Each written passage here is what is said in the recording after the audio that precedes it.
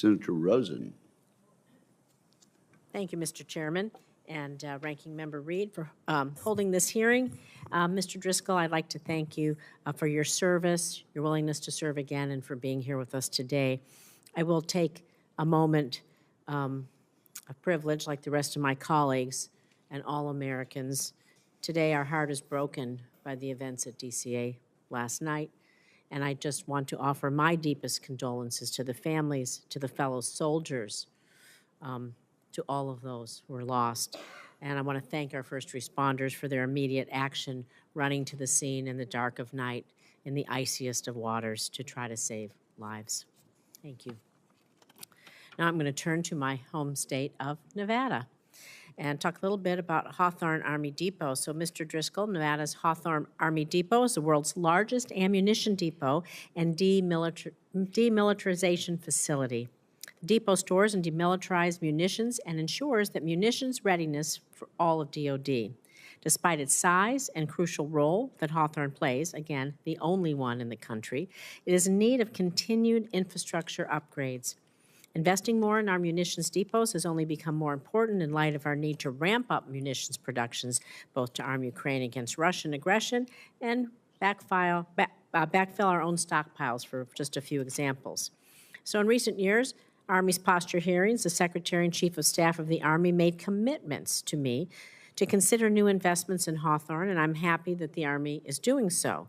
So, Mr. Driscoll, if confirmed, can I have your commitment to include Hawthorne in Army's future years defense planning or unfunded priority list so that Congress can fund these crucial and critical investments to ensure our munitions readiness? Senator, our munitions readiness, as I was referencing to your colleagues, is absolutely one of the primary challenges facing us as a nation. As we face the threat of a peer like China, I absolutely commit to, if confirmed, taking a deep dive and look at this topic. I invite you to come to Hawthorne and see what they're doing there. How's that? It would be an honor, ma'am. Thank you.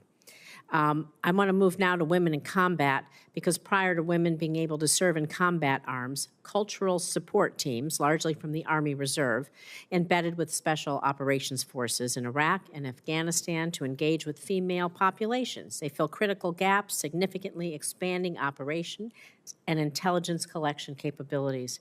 However, in so many cases, their military records do not reflect that they served in combat, despite accompanying SOF on raids and sustaining injuries, some even dying. This is because their reserve units, who oversaw them administratively, were not there to document their service in combat. So in some instances, these women have no record of ever having left the base, despite having done so as a job requirement. As a result, they've all struggled to prove to the VA that their injuries are service-related, they're combat-connected, and since women have only been able to serve in combat arms in the last decade. So if confirmed, will you commit to performing a review of these combat veterans, these women who embed overseas to help us collect this important cultural intelligence, Army records? We must have them be accurate. These women come home and they're denied their disability claims because of the lack of documentation. They really need to receive the care and the benefits, their families as well, and the recognition that they deserve. And it's the least that we owe to our women in uniform. Senator, we have a sacred duty to care for our soldiers, and from my experience deploying, some of the most competent, heroic people I deployed with were women. They served incredibly important jobs with bomb-sniffing dogs, searching out IEDs. They were right beside us every step of the way, and so I absolutely commit to working with your office to make sure that that population is not forgotten and gets the care and respect that they deserve. Thank you. I'm proud to serve with some women who showed their valor in times of need as well.